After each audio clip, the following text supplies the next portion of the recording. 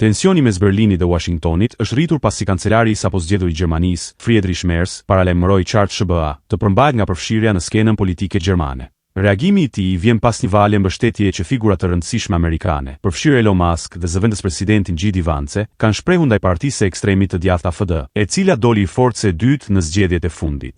Në një intervistë televizive Merz theksoi se respekton marrëdhëniet tradicionale me Shtetet e Bashkuara, por nuk pranon që politika amerikane të ndikojë në proceset demokratike të Gjermanisë. Ai vuri në dukje se vetë nuk ka ndërhyrë asnjëherë në fushatat amerikane, madje as gjatë zgjedhjes së Donald Trump.